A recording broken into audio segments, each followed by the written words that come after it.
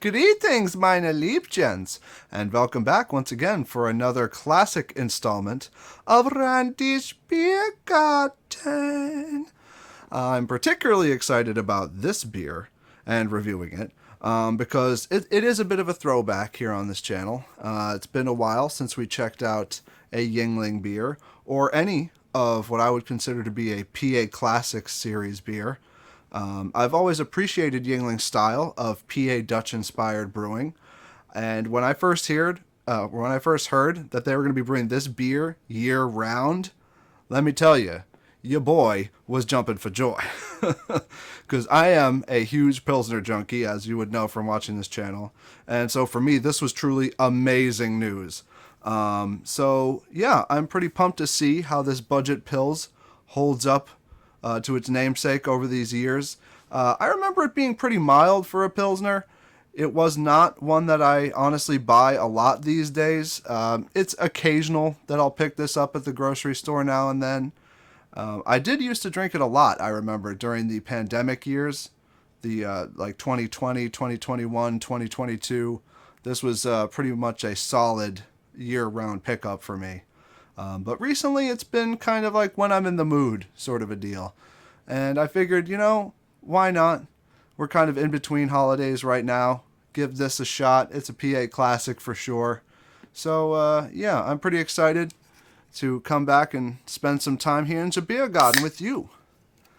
So we're going to be doing this into my Medieval Times glass, which is a Pilsner style glass. Appropriate. I have picked up a few new little things. I got a boom mic stand and a new ring light, so hopefully y'all will be enjoying my audio-visual experience a little better. I'll tell you what, this beer, this is a beautiful visual experience. Lovely.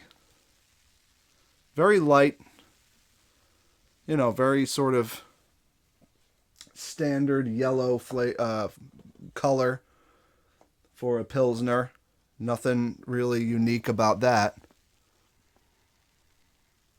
Smell is very muted, sort of like a doughy bread. A little bit of an herbal note detected in the aroma for sure. Like a two-head or a two-finger head on that guy. Pretty solid. Taking a while to go down, which is great for a Pilsner of this type, of this value. You're about to be value-tained. That's value in entertainment. If you don't know, now you know. Boy, oh boy, I miss doing these reviews. Sometimes I kind of forget how much I love doing YouTube stuff. I was watching my boy Anthony Fantano, who does that the needle drop. That guy is so knowledgeable about music, man. I'm jealous of him sometimes because he just sits there and talks about it, and people love him for it. Me and Squeesh Cat here, we're just like, wow, I wish we could do that. Squeesh, squeesh. Anyway, we're doing it with beer, so we're happy. We're smiling. Ooh, yeah, as it's starting to kind of warm up a little bit and the head is reduced down to a finger head.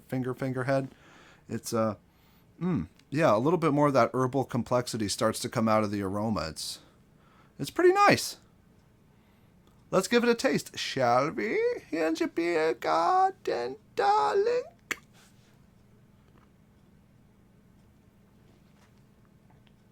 Oh my. Ooh, yeah, that herbal complexity is there for sure.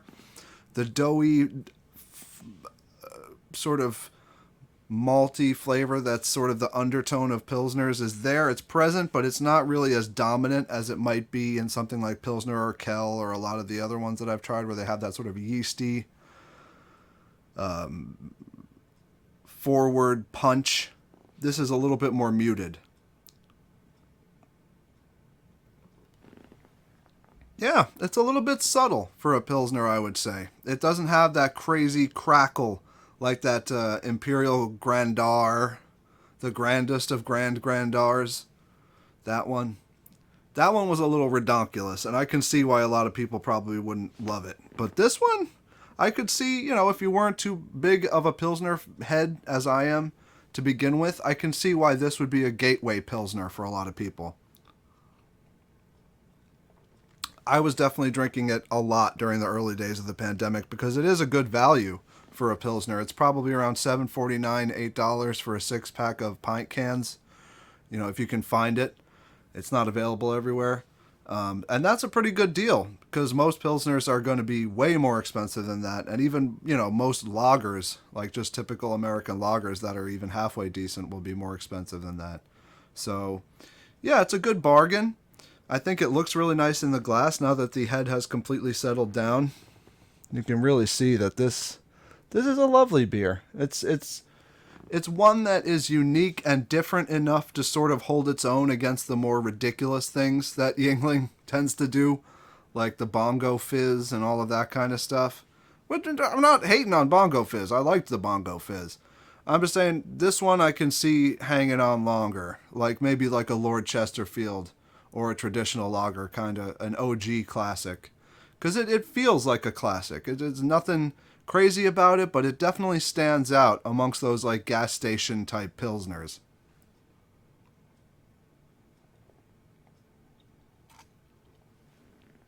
It's one you can either sit around and enjoy slowly sipping, or you can really pound it down during like a Phillies game or whatever.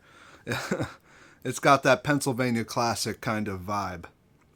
So, meine Liebchens, it's been wonderful to sit here and chat with you once again in the beer garden about the thing we love most of all, which is the beers. And I hope to see you again very soon. And I hope you're well and that 2024 is treating you right.